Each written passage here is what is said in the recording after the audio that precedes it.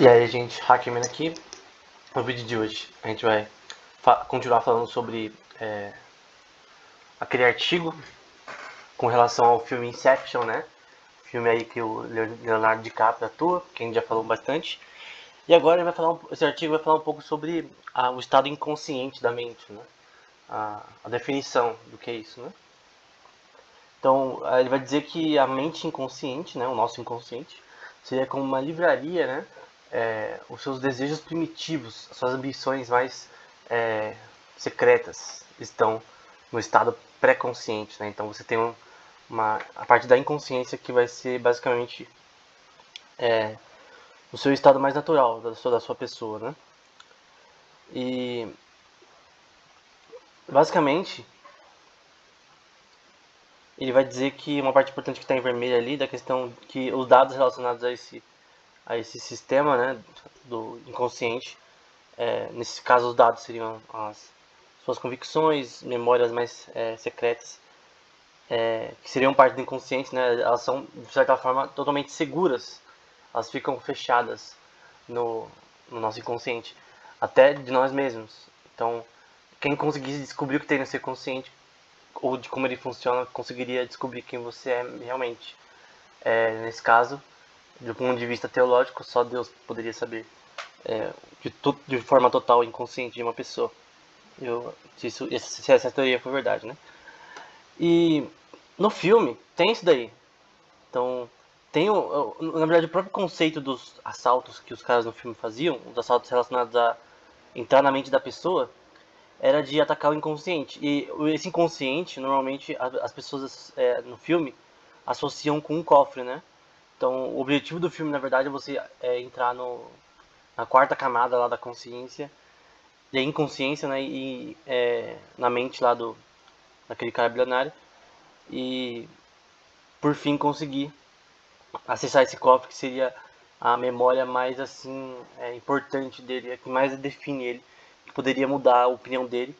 Lembrando que o que o cara eles queriam é fazer com aquele cara bilionário, em vez de pegar toda a herança do pai para si, a herança das empresas, ele dividisse um monopólio em vez de ficar só para ele. Né? E aí vai falar um pouco sobre que os sonhos eles fazem, né? Eles têm relação com as capacidades vitais da nossa mente consciente, né? Então, uma coisa que Freud vai falar muito é que o sonho é muito importante para a questão de definir quem é o ser humano, né? Então, no sonho vão ter peças de informação substanciais de como o inconsciente funciona. Então, se alguém, segundo Freud, quiser entender o inconsciente de uma pessoa, os sonhos poderiam ser úteis para isso, né? O problema é que normalmente os sonhos a gente esquece muito, né? Então, e muitos deles a gente não lembra por muito tempo. Eu tenho lembrança de poucos sonhos. Assim como você provavelmente também não tem lembrança dos mais antigos. Então, mas enfim. E aí, com relação à mente, né? O Freud vai separar em três partes, né? O ID, ego e superego. E essa aqui é a forma latinizada desses nomes. Originalmente, Freud escreveu esses termos id, ego e superego em alemão, e faz mais sentido em alemão do que na forma latinizada, né? Que seria o eu, né? A coisa em si, e o acima do eu, que seria o superego, né? O acima do eu seria quando você. Porque o ego é uma coisa boa. Você precisa ter uma noção de tipo, eu gosto de mim. Cada pessoa tem que gostar de si mesmo, de si mesma, né? Isso é ego. Ego é você. Não só gostar, mas você entender, gostar da sua pessoa. Todo mundo tem ego. Mas o superego é o que meio que domina o ego no sentido de ser um pouquinho mais retrospectivo e um pouquinho mais, como pode-se dizer, um pouquinho mais forte na sua pessoa que o ego em si. Mas a gente vai ver cada um. O ID aqui no artigo ele vai dizer que são os instintos naturais, né? Os instintos naturais da pessoa presente desde o seu nascimento, né? Incluindo a intuição sobre a vida relacionada ao sexo da pessoa, o eros, que é o libido, né? Como, por exemplo, desejos, assim, Por exemplo, normalmente o homem tem desejo pela mulher e a mulher pelo homem. Essa é uma intuição que vem da natureza. Ninguém tipo obrigou o ser humano a fazer assim, sempre foi assim. Sempre foi assim, a própria natureza nos mostra que o certo é assim. E ali é parte relacionada à morte, né? Falando ali, usando o grego Thanatos, que é relacionado à morte, né? Da questão provavelmente relacionada à consciência, que você um dia vai morrer, né? Que um dia vai meio que ficar imprimida em você, conforme você cresce. Então esse é o ID, né? São os instintos naturais desde o nascimento. São coisas primitivas, o ID são coisas primitivas que todo mundo tem. Noção de bondade também seria o ID. Noção de, tipo, não vou chocar a cara da pessoa, ninguém precisa ensinar isso daí pra você. Você já entende desde pequeno. Mesmo que alguém te ensine errado, você vai saber que aquilo ali é errado. Então é uma coisa que é nosso ID. O ego seria relacionado ao mundo externo, né? Segundo Freud, né? O ego desenvolve de forma a separar a parte não realista do ID, né? Do ID que seria os nossos instintos primitivos e o mundo externo, né? Então vai ser muito importante na questão de tomar decisões e de resolver problemas. E é um componente da personalidade da pessoa. Então é alguma coisa que define você, de como que você entende o mundo, de quais opiniões você tem sobre o mundo, até sobre coisas relacionadas à política, religião, a sua decisão relacionada à forma que você vai viver. Então, daqui pode mudar, mas basicamente é algo relacionado à sua própria visão do mundo externo e de como você interpreta esse mundo externo. Mas é uma coisa que vem do exterior. No caso do ID, ele vem de dentro, né? Uma coisa que está no nosso. Eu não vou falar na genética é idiotice, mas é que o certo, no ponto de vista teológico, está na nossa alma, né? Eu poderia dizer. Até do ponto de vista filosófico, né?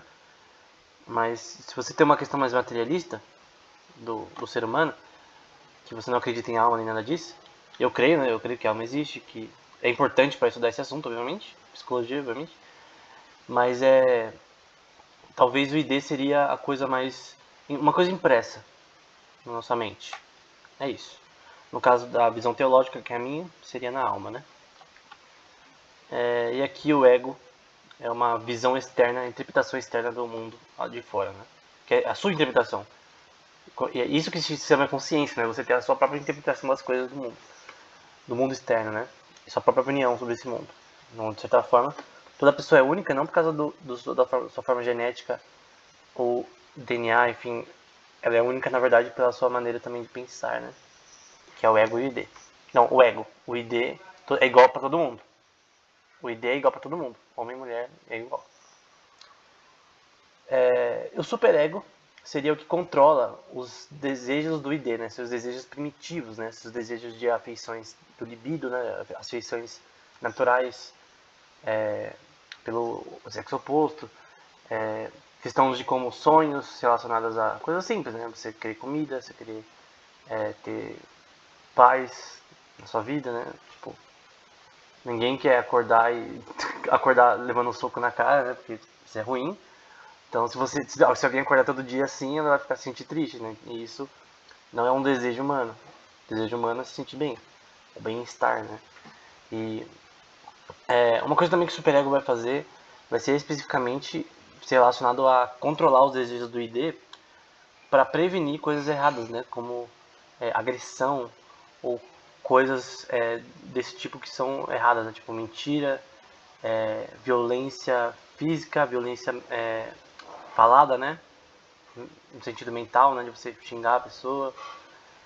Assim, ninguém faz isso sem motivo, né? Mas a pessoa pode ser, sei lá, transtornada, ela não vai fazer isso sem motivo. Porque o superego ele vai reprimir os nossos desejos mais primitivos, os nossos desejos mais incultados no ser humano. E tem uma coisa que o superego é importante na visão teológica, que é a minha visão e eu não vou distorcer ela. Se você não tem essa visão, eu recomendo que você repense a sua visão antropológica do ser humano. O ser humano, ele é mau. Acabou. Todo ser humano, desde o dia que ele nasce, ele é mau. O bebê que você tem aí do seu lado de 2 anos, 5, ele é mal, acabou. Nossa, mas é um bebê, mas ele vai ser mal. E quanto mais ele pensar, quanto mais ele ter o ID, o ego e o superego avançados, que a mente dele se desenvolvendo, né? Cada vez mais ele vai manifestar a sua maldade. Então todo ser humano é mal. Você é mal ou má. Acabou. Quando eu digo que você é mal, não estou dizendo que você tem que ser preso, não. Estou dizendo que você é mal porque você comete erros éticos. Eu também cometo erros éticos, então eu sou mal. Então muitas vezes a gente mente, fala coisas erradas. E isso, pelo próprio bom senso, a gente sabe que é errado. A gente sabe que é errado mentir. Mas a gente põe essa noção de mentira como se fosse uma coisa, dependendo da mentira, é uma coisa boa. Mas na verdade é cruel, se você for pensar. Então por exemplo, um exemplo simples de mentira que é cruel, mas as pessoas não pensam que são cruel. Tem esse anime chamado Full Metal Alchemist. E tem uma parte que um cara importante, que é o Thomas Hughes, eu acho que é o nome. Não, May Hughes, uma coisa assim. Que era um cara importante na série, que ele morre, né? E um dos chefes lá da polícia da cidade, lá no Fullmetal Alchemist, né? É um anime, né? Você pode pesquisar na internet. É um anime sobre alquimia, né? Uma coisa mais doida, né? Mas ele morre, né? E aí o chefe lá decide que é relacionado uma das pessoas próximas do Hughes. Então é uma pessoa que, sabe, gostava pra caramba do Hughes e tal. Dois irmãos, na verdade.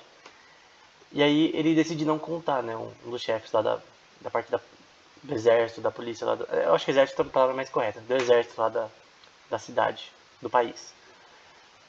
Só que aí vem outro personagem e diz que isso, na verdade, é crueldade. Porque ele não queria contar a morte do Hughes, por causa simplesmente que ele não queria fazer com que os irmãos ficassem tristes, né? Que eles se sentissem mal, eles eram mais jovens, né? Eles eram alquimistas federais no anime, né? Eles eram fortes pra caramba, muito inteligentes. Mas tinham 14 anos, então 14 pra 15. Então, eles decidiram não contar.